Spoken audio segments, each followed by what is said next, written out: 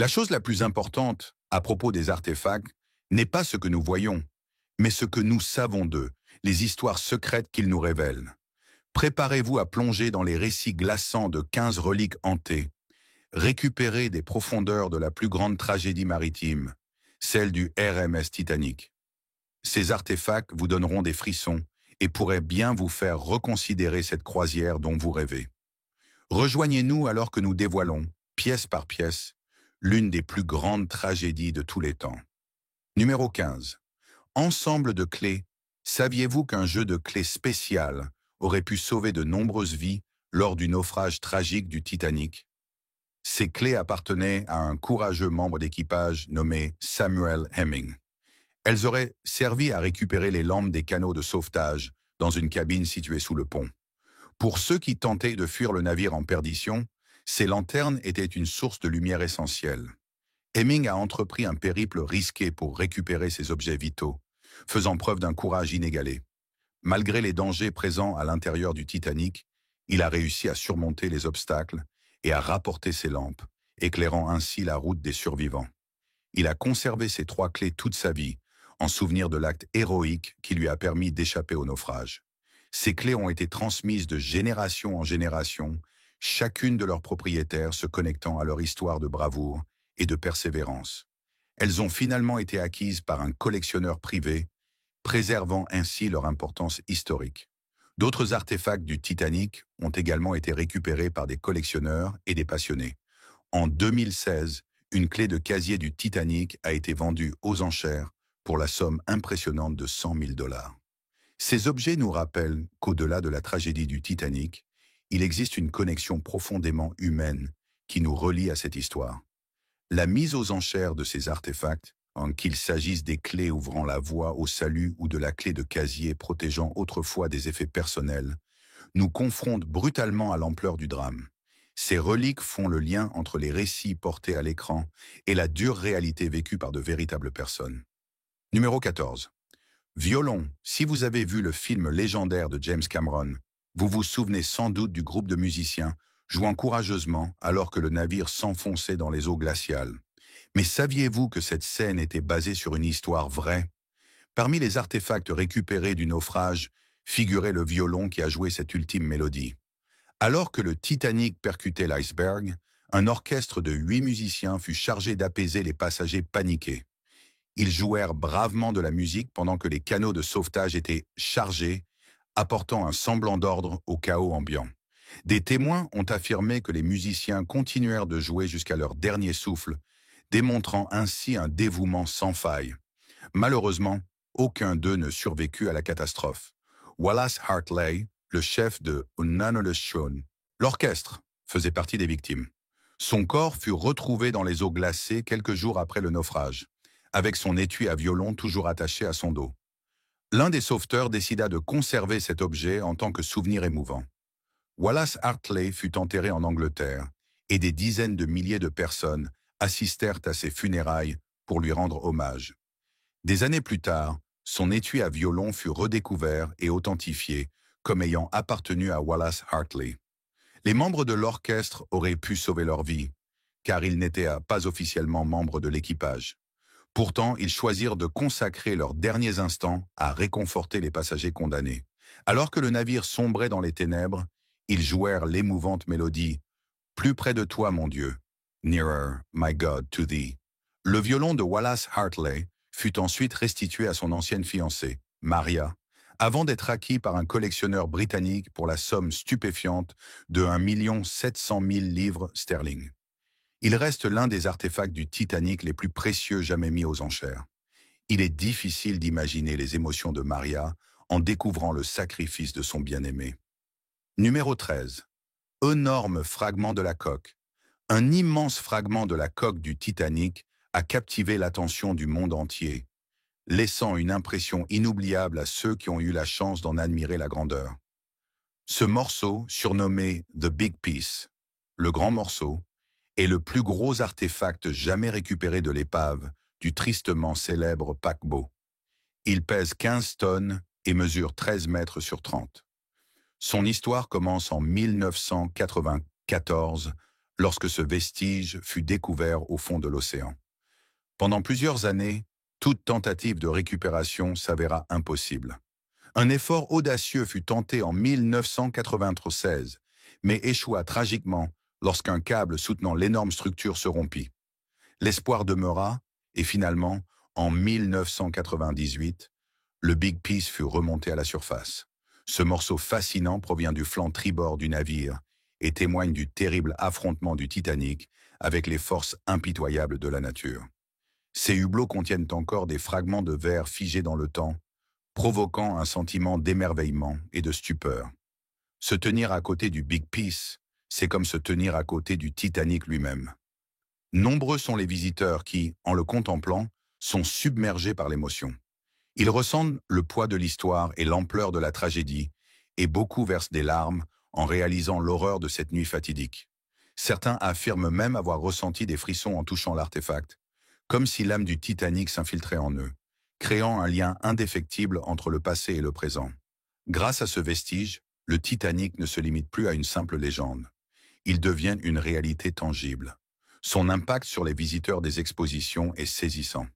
Assis dans des salles d'observation, ils sont hypnotisés par sa présence imposante. Ce gigantesque fragment agit comme une porte ouverte sur le passé, nous permettant d'entrevoir l'âme du Titanic et de mieux comprendre l'ampleur des événements survenus cette nuit tragique. Numéro 12. Chapeau melon. Parmi les objets personnels récupérés dans les débris du Titanic par des plongeurs, on trouve un chapeau melon. Découvert en 1993, il reposait au milieu des vestiges du navire au fond de l'océan et a étonnamment bien résisté au passage du temps. Son état témoigne de la durabilité des matériaux utilisés et offre un aperçu de la mode de l'époque. L'importance de cet objet ne doit pas être sous-estimée, même si l'identité de son propriétaire demeure inconnue. À cette époque, les hommes portaient le chapeau melon comme symbole d'élégance et de raffinement, et il était un accessoire de mode couramment adopté. Nous nous interrogeons sur celui qui portait autrefois ce chapeau particulier, car parmi les centaines d'hommes à bord du Titanic, n'importe lequel d'entre eux aurait pu en être le propriétaire. L'anonymat du propriétaire de ce chapeau melon rappelle les innombrables vies perdues lors de cette nuit tragique. Chaque objet récupéré dans l'épave constitue un lien tangible avec les personnes qui ont péri dans les profondeurs de l'océan.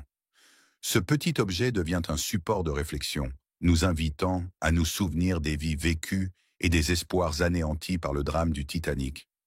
Même s'il ne révèle pas l'identité de son propriétaire, sa simple présence est un témoignage des histoires individuelles et des expériences partagées lors de cette nuit fatidique. Il nous rappelle que la véritable valeur de cet objet ne réside pas dans celui qui l'a porté, mais dans l'héritage de l'événement et son impact sur la société. Numéro 11. Partition musicale. Des profondeurs de l'Atlantique Nord, une partition musicale du groupe du Titanic a été retrouvée. 2 morceaux ont été découverts parmi les débris en Mobile Bay, datant d'environ 1910, et Put Your Arms Around Me, Honey, issu de la production de Broadway Madame Chérie. Ces artefacts musicaux offrent un aperçu du répertoire joué lors de cette nuit tragique. L'importance de ces partitions dépasse leur simple statut de reliques historiques. Elles nous permettent d'imaginer les mélodies qui résonnaient autrefois à bord du majestueux paquebot, nous rapprochant de l'ambiance qui y régnait. Les musiciens de l'orchestre ont joué avec une passion inébranlable, alors que le chaos s'installait autour d'eux. En plein cœur du désastre imminent, leur musique apportait un réconfort, maintenant une illusion de normalité. Parmi les personnes associées à ces précieuses partitions figure Howard Irwin, qui devait accompagner un ami pour la dernière étape de leur tour du monde à bord du Titanic.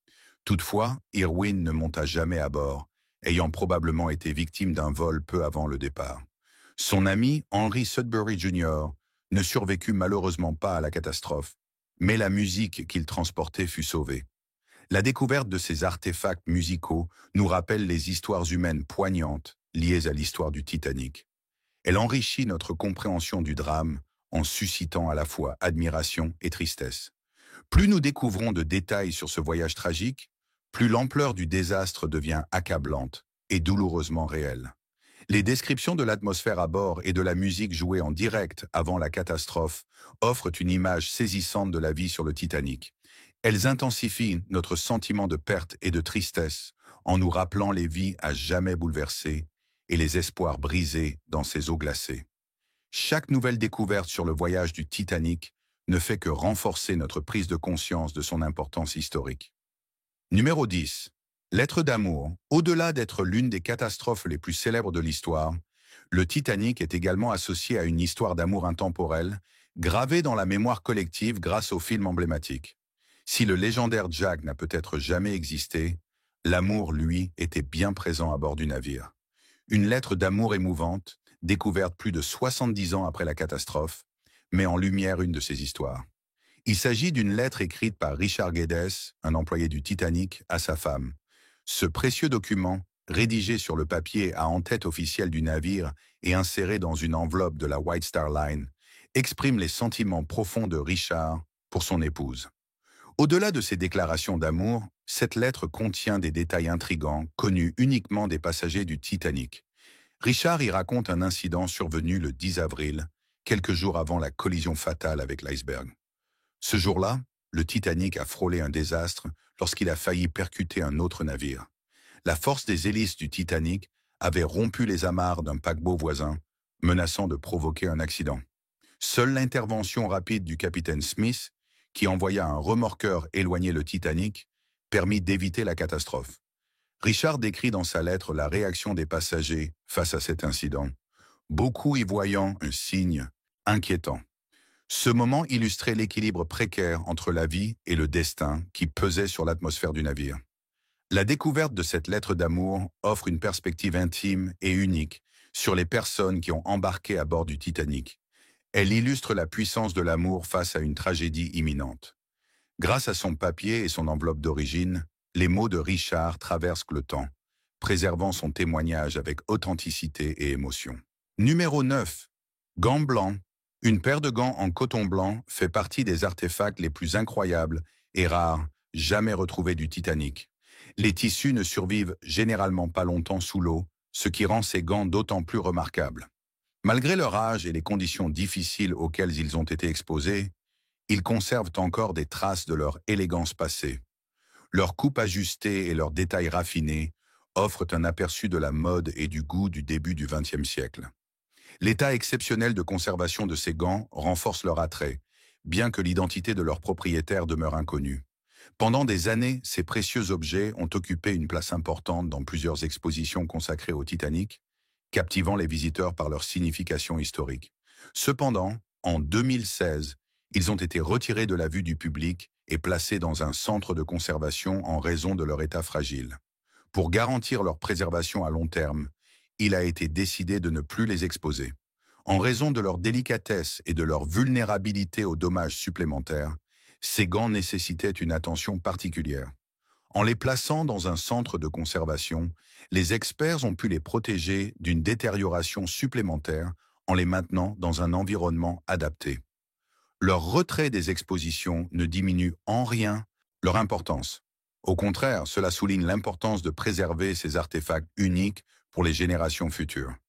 Ces gants sont un lien tangible avec le passé du Titanic, incarnant les histoires et les vies qui resteront à jamais associées au navire tragique. Numéro 8. Flacon de parfum. Lors d'une audacieuse mission de récupération en l'an 2000, une étrange découverte a émergé des profondeurs, un sac en cuir intrigant. Dick Barton, un expert en sauvetage, se souvient de cet instant où la véritable nature de l'objet est restée inconnue jusqu'à ce qu'il perce la surface. Mais lorsque le sac fut ouvert, une transformation inattendue se produisit. Le laboratoire fut envahi par le subtil parfum de l'époque édouardienne.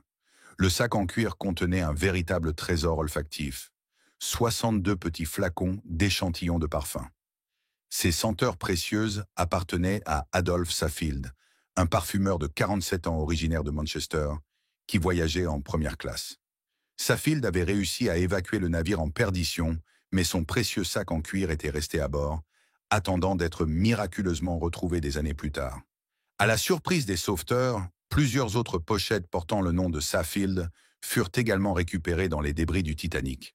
Chacune contenait divers échantillons de parfums, vestiges envoûtants d'une époque révolue. Les fragrances de Saffield eurent une seconde vie lorsque les scientifiques entreprirent de restaurer ces senteurs perdues. L'analyse minutieuse des parfums, consistant à en séparer les différents composants chimiques, permit de recréer l'un d'eux. Ainsi naquit Legacy 1912, une fragrance qui capture l'essence d'une époque et évoque des souvenirs d'un temps disparu. Mais quelle est son odeur? Imaginez des notes subtiles de citron et de néroli se mêlant à la douceur d'une rose délicate. Une touche d'ambre chaud et aérien apporte profondeur et sensualité, fusionnant avec les autres ingrédients pour créer une expérience olfactive envoûtante. Cette redécouverte allait au-delà du simple parfum. Son design d'emballage s'inspira d'un artefact poignant, retrouvé dans l'épave. Une porte remontée à la surface, devenue un mémorial du destin tragique du Titanic. Numéro 7. Montre de poche. Cette montre de poche ancienne, rouillée par le temps, fut récupérée sur le corps sans vie de Sanai Cantor, un immigrant russo-juif, et raconte une histoire digne de la romance épique de Jack et Rose. Sanai Cantor embarqua sur le Titanic avec sa bien-aimée épouse, Myriam. Le couple voyageait en deuxième classe, nourrissant le rêve d'une nouvelle vie en Amérique. Leurs ambitions étaient simples mais profondes. Étudier la médecine et la dentisterie à New York.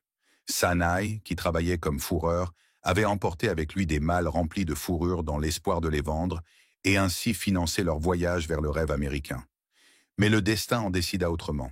Leurs espoirs furent anéantis lors de cette nuit tragique du 15 avril, lorsque le Titanic succomba à la mer impitoyable. Myriam trouva refuge dans un canot de sauvetage, suivant la règle du « les femmes et les enfants d'abord ». Mais Sanai refusa courageusement d'abandonner le navire. Il fut projeté dans les eaux glacées parmi des milliers d'autres, à jamais séparé de sa chère Myriam. Pendant des jours, la montre de poche reposa dans l'étreinte glaciale de l'océan. Lorsqu'elle fut finalement retrouvée, elle portait les marques de son passage sous l'eau. Ses aiguilles avaient disparu, son cadran s'était décoloré et son mécanisme était rongé par la rouille. L'éclat argenté qui l'ornait autrefois s'était presque entièrement effacé. Malgré ses imperfections, cette montre suisse possède un pouvoir fascinant. Elle immortalise les vies entremêlées à la tragédie du Titanic. Dans un retournement incroyable du destin, cette montre abîmée et cabossée retrouva un jour la lumière. Lors d'une vente aux enchères, elle fut adjugée à la somme impressionnante de 57 500 $, prouvant qu'elle continue à perpétuer la légende du Titanic, même un siècle plus tard. À travers cette montre au cadran usé, c'est l'histoire de Sanai Cantor et de tant d'autres qui se dévoilent, nous rappelant les vies à jamais perdues lors de ce funeste voyage. Numéro 6. Le menu du dernier repas du navire. Vous êtes-vous déjà demandé à quoi ressemblait le menu à bord du navire le plus luxueux et somptueux du monde? En explorant la cuisine exquise du Titanic, préparez-vous à être captivé. Même 104 ans après son naufrage tragique, le Titanic continue de fasciner, non seulement en raison de l'ampleur du drame, mais aussi parce qu'il évoque une époque révolue marquée par les disparités sociales et l'héroïsme. Examinons de plus près les expériences culinaires des différentes classes de passagers à bord du navire. Les menus, remplis de choix alléchants, offrent un aperçu du raffinement et des plaisirs gastronomiques qui caractérisaient la traversée du Titanic. Pour les riches passagers de première classe, le repas était un événement spectaculaire. Les mets proposés étaient d'une grande variété et d'une qualité exceptionnelle. Parmi les plats figuraient de l'agneau de printemps délicatement préparé avec une sauce à la menthe, ainsi que de la dinde rôtie savoureuse accompagnée de sauce au canneberge. Le festin se poursuivait avec un pudding aux prunes traditionnel et du haddock au four nappé d'une sauce relevée. Les desserts n'étaient pas en reste, séduisant les palais des convives distingués avec des douceurs comme la gelée de vin. Ce menu de première classe témoignait de l'engagement du Titanic à offrir la meilleure gastronomie en haute mer. Les repas en deuxième classe étaient peut-être un peu moins somptueux, mais ils restaient délicieux. Les passagers pouvaient se déguster des plats copieux comme du poulet rôti, des côtelettes de mouton grillé et du haddock cuit au four avec une sauce au beurre. Ces choix culinaires garantissaient aux voyageurs de deuxième classe un repas agréable et satisfaisant. En revanche, le menu de troisième classe, bien que moins élaboré, reflétait les contraintes auxquelles étaient confrontés les passagers, disposant de moyens plus modestes. Petit déjeuner, déjeuner et dîner était de composer de plats simples comme de la soupe de riz et des pommes de terre bouillies. Pour ses passagers, la priorité était la subsistance plutôt que le luxe. Il est important de rappeler que le Titanic était réputé pour son restaurant de premier ordre. En effet, plus de 40 plats différents étaient proposés en un seul service de déjeuner, illustrant ainsi le dévouement du navire à l'excellence culinaire. Numéro 5. La cloche du pont du Titanic. Le magnifique Titanic glissait à travers les eaux sombres, inconscient du désastre imminent. Soudain, un éclat menaçant attira l'attention d'un veilleur. Du haut du nid de pie, un homme aperçut une flotte d'icebergs inquiétante à l'horizon. Pris de panique, il sonna frénétiquement la cloche d'alarme 3 fois, un avertissement désespéré pour l'équipage et les passagers. La tragédie était en marche. Iceberg droit devant, des décennies plus tard, en 1987, un artefact rare fut découvert au fond de l'océan. L'iconique cloche qui avait résonné à travers le Titanic. Aujourd'hui exposée au musée du Titanic, cette cloche est un rappel tangible de cette nuit fatidique. Elle témoigne du courage et de la réactivité du veilleur Frederick Fleet et de son collègue Reginald Lee, qui ont miraculeusement survécu au naufrage. Après la catastrophe, Fleet partagea son récit traumatisant, dévoilant les événements de cette nuit. Il révéla un détail troublant: si on leur avait fourni des jumelles, un équipement qui les aurait grandement aidés dans leur mission, ils auraient pu apercevoir l'iceberg plus tôt. À la question de savoir combien de temps à l'avance ils auraient pu le voir, Frederick Fleet répondit d'un ton glaçant: assez pour éviter la collision. Cette découverte souligne les conséquences catastrophiques d'un simple oubli. La tragédie du Titanic eut un impact profond sur ceux qui y assistèrent. Chaque son de la cloche d'alarme résonna dans tout le navire, instillant un mélange de panique, d'incertitude et d'incrédulité. Le poids du drame pesait lourd sur les survivants. Frederick Fleet en particulier ne put jamais surmonter sa douleur. Après le décès de son épouse, il mit fin à ses jours en 1965, un rappel poignant des blessures psychologiques durables causées par le naufrage du Titanic. Numéro 4. Le sifflet de Harold Lowe. Un artefact unique du tragique naufrage du Titanic est le sifflet ayant appartenu au 5e officier Harold Lowe. L'un des héros méconnus de la catastrophe, Lowe commandait le canot de sauvetage numéro 14, conduisant des passagers en sécurité à travers les eaux glacées, tout en jouant un rôle crucial en tant que lanceur d'alerte lors du drame maritime. Après avoir mis en sécurité les passagers à bord de son canot, Lowe fit preuve d'un courage extraordinaire en retournant sur les lieux du naufrage pour secourir d'autres survivants dans l'eau glaciale. Dans l'adaptation cinématographique de James Cameron, il est représenté sauvant Rose, incarné par Kate Winslet, immortalisant ainsi son acte héroïque. Originaire du pays de Galles, Harold Lowe avait 29 ans lorsqu'il accomplit cet exploit en plein Atlantique. Après la catastrophe, il poursuivit sa carrière de marin.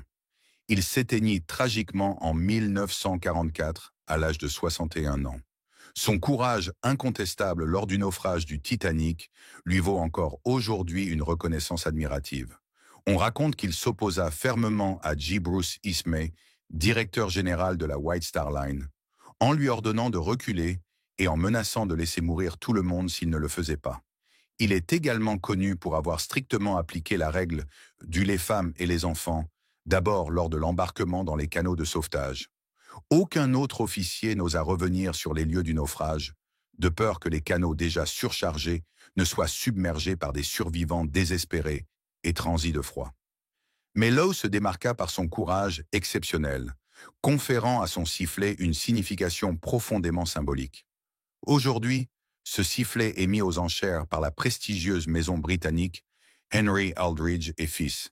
Il porte l'inscription « Lieutenant H.G. Lowe, Royal Naval Reserve » et son prix estimé s'élève à 3 788 $, reflétant ainsi à la fois son importance historique et l'héritage de Harold Lowe.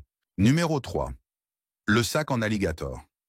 Parmi les possessions précieuses ornant le majestueux Titanic se trouvait un magnifique sac à main en alligator. Cet ornement précieux appartenait à Marion Meanwell, une fabricante de chapeaux britannique qui espérait commencer une nouvelle vie en Amérique. Marion n'avait initialement pas prévu d'embarquer sur le Titanic, mais le destin en décida autrement lorsque le navire sur lequel elle devait voyager devint indisponible. Elle n'eut d'autre choix que d'acheter un billet de 3e classe pour cette traversée fatidique. Alors qu'elle préparait ses affaires pour le voyage, Marion était loin d'imaginer que son sac en alligator deviendrait un gardien insolite de documents importants.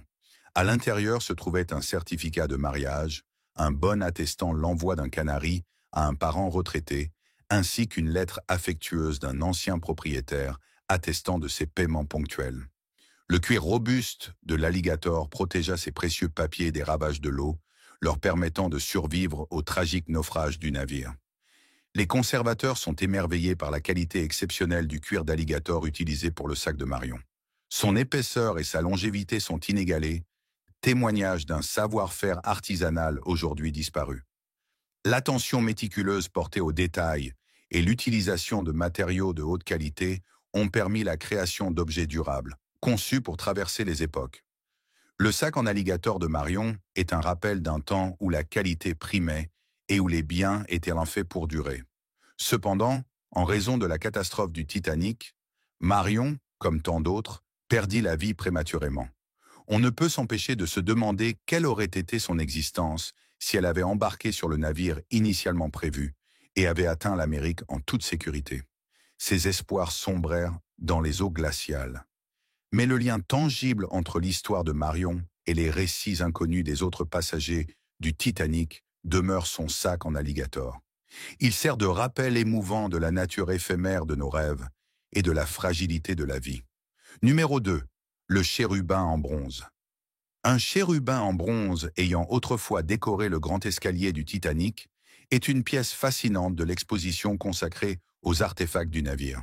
Cette lampe ornée d'un chérubin, aujourd'hui exposée au Luxor Hotel and Casino à Las Vegas, était autrefois située près de l'escalier menant du pont de mer au pont Promenade. Les figurines de chérubins étaient visibles un peu partout sur le Titanic, mais elles étaient particulièrement remarquables près du grand escalier à 5 niveaux. L'origine exacte de ce chérubin reste incertaine. Comme il est plus petit que ceux se trouvant sur les paliers principaux de l'escalier, certains experts pensent qu'il provenait du niveau supérieur du grand escalier de 1e classe. La torche et le pied gauche de la statue sont absents, probablement perdus lorsqu'elle fut arrachée de son emplacement d'origine.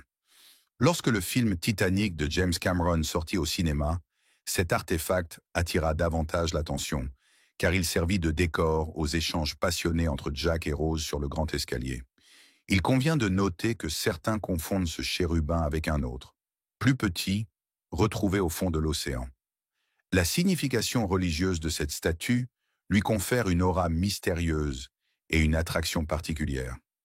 Les chérubins sont souvent représentés comme des assistants personnels de Dieu ou des porteurs de son trône. Voir une telle iconographie religieuse au cœur d'une catastrophe d'une ampleur aussi massive est à la fois troublant et profondément méditatif. Avant son voyage inaugural, certaines rumeurs affirmaient que même Dieu ne pouvait couler le Titanic. Cependant, certains croyants considéraient ces déclarations comme blasphématoires et estimaient que Dieu punirait cette arrogance. Pour eux, le naufrage du Titanic était le résultat de l'orgueil humain et de la vengeance divine. Pour certains, la découverte et la préservation du chérubin avaient une signification religieuse. Sa présence incite à la réflexion sur la profondeur de la foi et les grands mystères de l'existence. Numéro 1. Le bracelet d'Amy. Le Titanic, surnommé le navire insubmersible, transportait non seulement les rêves et les ambitions de ses passagers, mais aussi une grande variété d'objets de luxe. Parmi ces trésors cachés figurait le bracelet d'Amy, un magnifique artefact retrouvé dans les décombres du naufrage. Le Titanic contenait une quantité incroyable de diamants et de pierres précieuses lors de son tragique voyage inaugural. Selon les estimations, les joyaux à bord du navire valaient plus de 200 millions de dollars, reflétant l'opulence et l'élégance de l'époque. Le bracelet d'Amy est un parfait exemple du raffinement des bijoux portés par les passagers du Titanic grâce à son design exquis et ses matériaux précieux. Méticuleusement conçu, ce bracelet met en valeur la créativité et le savoir-faire technique des artisans de l'époque. Le contraste entre l'or 15 carats et la superposition d'argent rehausse la beauté du bijou. L'ajout de l'argent apporte une touche de délicatesse et des motifs complexes à l'ensemble. soulignant ainsi l'habileté artistique qui caractérisait les bijoux de cette époque. Le bracelet, qui porte le prénom de son propriétaire d'origine, représente les liens et les histoires personnelles des personnes qui embarquèrent à bord du Titanic. Malheureusement, l'identité de son propriétaire, Amy, demeure inconnue. Ce bijou était bien plus qu'un simple accessoire. Il était un trésor précieux symbolisant l'amour, l'engagement et les espoirs d'un avenir heureux. Nous espérons que vous avez apprécié cette vidéo. À bientôt pour la prochaine.